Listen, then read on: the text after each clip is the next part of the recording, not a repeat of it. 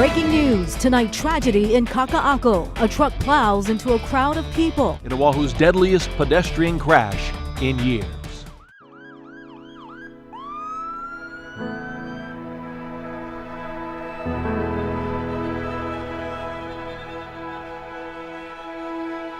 I'm pretty sure I passed out because the next thing I remember was lying and looking up at the sky as the ambulance, I was getting loaded into the ambulance. And then from there, it was just kind of in and out of consciousness where I remember them, cutting my shirt off and trying to do different things to get me to stick around because it was actually a little dicey in the first 24, 48 hours.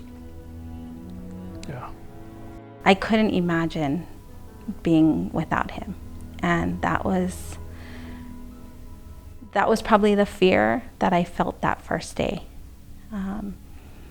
Looking back at it, I'm grateful for every day that he pushed so hard to make sure he got home to us.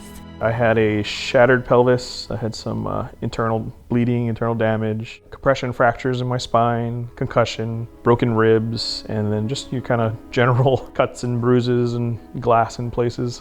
There's so many emotions that go through at that point because you don't know what happened and you don't know what you're dealing with at that moment other than that's not him, that it didn't look like him.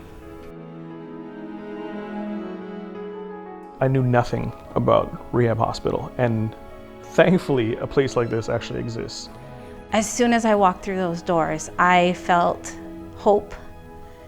I felt like there was light at the end of the tunnel. I could not imagine doing it anywhere but here at home in Hawaii. To be able to see my kids on a daily basis and keep that as part of the goal, I think was a huge thing for us. We could take him outside, which we couldn't do in the hospital. It was really nice, and then it's so pretty here that it made life seem a little more normal.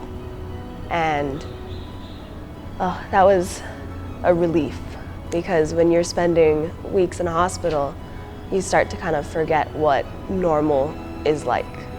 It's funny how much you take for granted, in your everyday life, the being able to drive yourself or, use the restroom or take a shower or go for a walk. So anytime I was able to hit those milestones, it kind of became a really emotional experience. I distinctly remember being able to stand up in the shower for the first time and I started crying just because it'd been, at that point, months since I had stood up. More and more there was hope every single day that I'm going home and I'm going to be able to do this. And sometimes you don't realize the mental side of it. And that's another thing that rehab is able to help with because your life changes. It's in an instant that your life changes.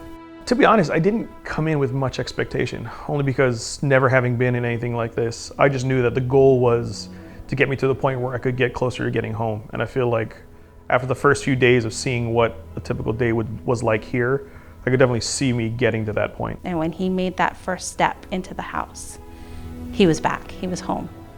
And all that other stuff just kind of goes out and we would make it work.